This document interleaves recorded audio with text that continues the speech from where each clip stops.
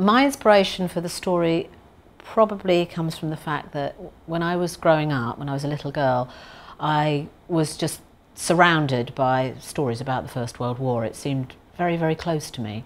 On both sides of the family, both sets of grandparents had been involved in some capacity.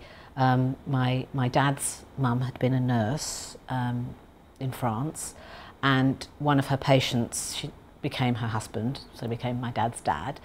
On the other side of the family, my grandfather, my mother's father, was one of the thousands and thousands of boys who lied about his age in order to join the army. And he ran away from a comfy home in South London and joined the Seaforth Highlanders. I don't know why it was the Seaforth Highlanders, but it was. And so he ended up marching around in the Highlands of Scotland in the snow wearing a kilt, and promptly caught pneumonia, which was actually ironically rather lucky for him, because an army doctor was called out and the army doctor said, "No way, you're 18, boy, I'm sending you home to your father."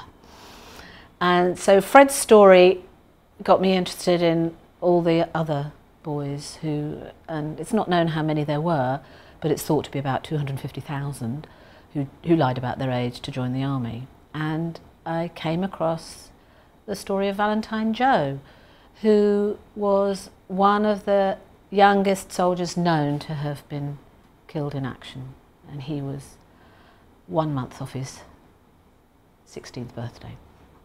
Writing the story with such personal relevance was interesting because, well, I had to get it right, really.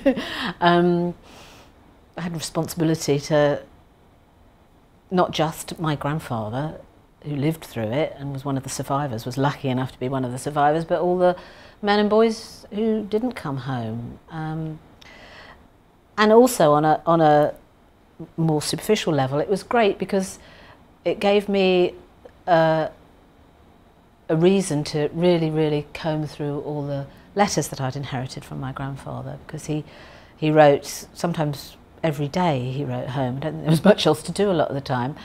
And it also gave me a chance to really go through all the old things that my grandfather had left from the First World War. I have the teddy that was attached to the front of his plane that went on every bombing mission with him, and his flying hat and all sorts of other bits and bobs, which are very, very treasured and much loved. I think this is a story that needs to be told in all sorts of ways, because, I mean, we know about the First World War, we know a lot about what the men went through in the trenches, but, you know, we don't know how many underage boys were killed. When you see a film about the First World War, the actors tend to be men, you know, but most of the people involved, the males involved, the soldiers involved, would have looked like boys to us, and a lot of them were boys. Even the officers on the front line were 18, 19 years old. I hope that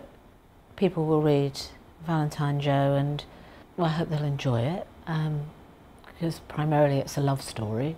But I also hope that they think about these kind of wars where ordinary people are swept up in events more terrible than we can ever possibly imagine, and I hope we can all try and make sure it doesn't happen again.